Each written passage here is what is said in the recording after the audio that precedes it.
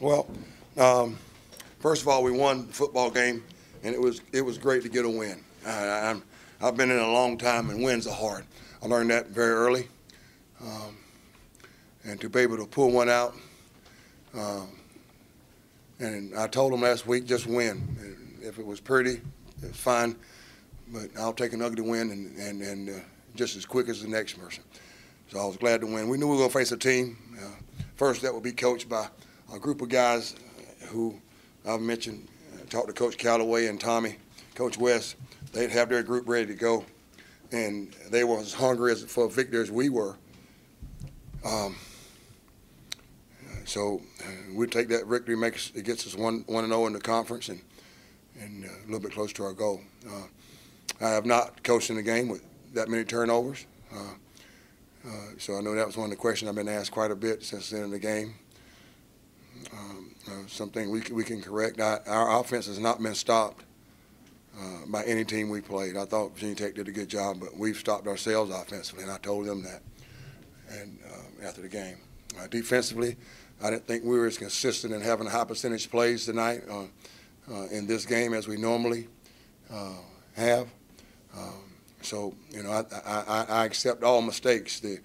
And I mentioned this earlier, all the turnovers, that's on me. So that's on me. So I addressed the fumbles, that's on me, and all that. The penalties is the things I told them to handle.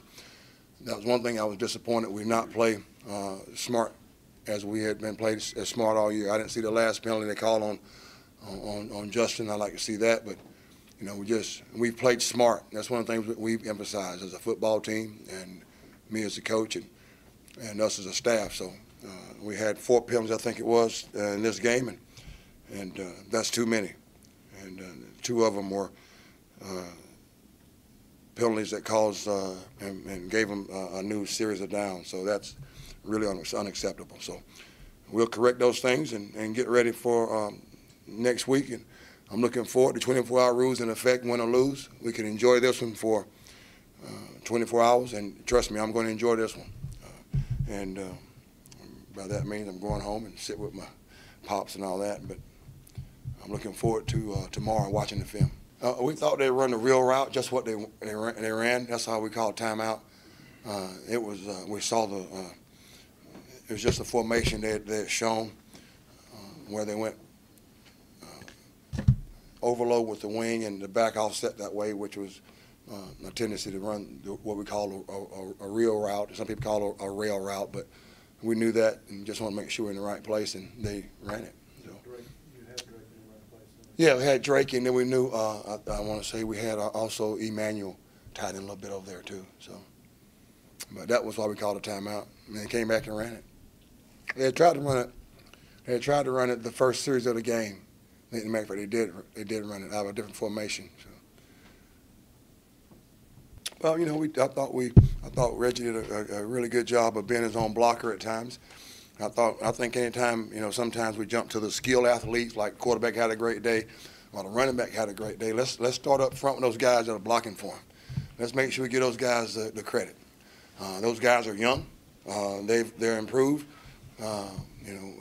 each week. So I'm going to start with them and giving those guys the credit. That they did a very, very good job of blocking for Reggie. And so I'll start there. And I thought Reggie did a good job of being his own blocker. What I mean by getting extra, once he did break the line of scrimmage and get in the space, he did a great job of running behind his pads, being his own blocker.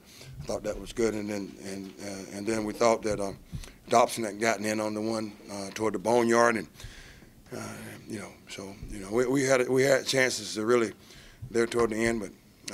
Again, I like what we did in the running game. I like what we did in the passing game. I think we went 361 passing and 181 running the football. I like that.